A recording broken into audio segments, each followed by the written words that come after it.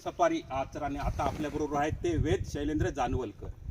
हे आले आहेत चिपळूणवरून आणि ही जी झाडं आहेत ही इतर झाडांच्या तुलनेने 6 पट जास्त कार्बन डायऑक्साईड वायू स्वतः शोषून घेऊन शुद्ध ऑक्सिजनचा पुरवठा करतात.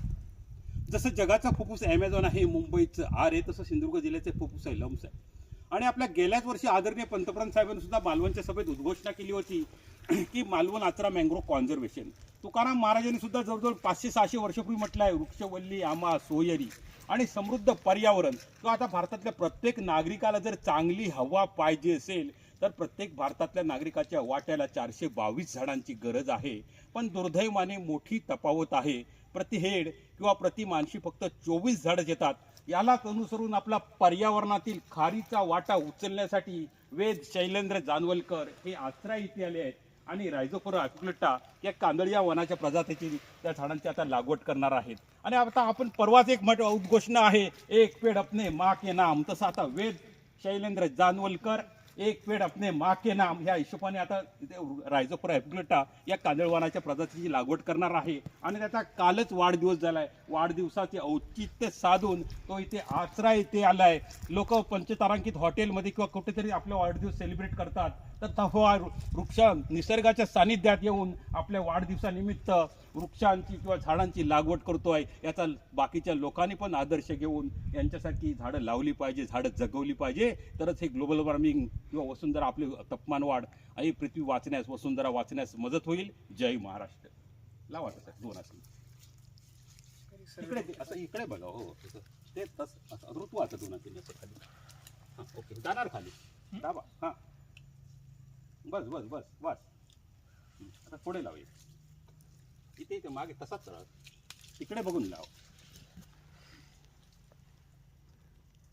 मागे बघ जरा जागा सोडून लाव. ही लागून लावलेली आहेत ना तशी. तिकडे बघा मॅडम, इथे लाव. ये अरे चिखल जाईल पायाला, काय घाबरू नको. लाव इथे जोरात. हा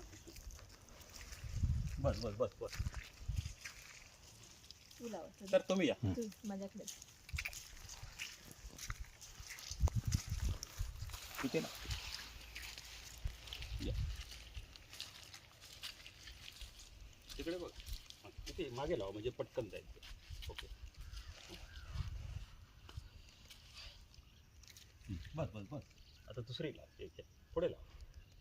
राहणार ते मी करतो. ओके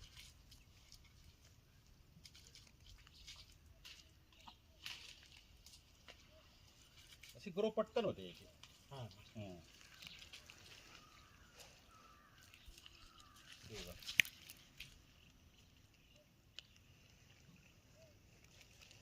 आपली वाट काय बघितली नाही त्याने. इझी.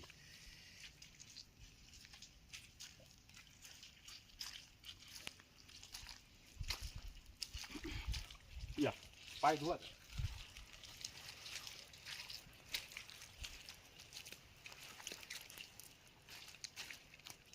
सरकार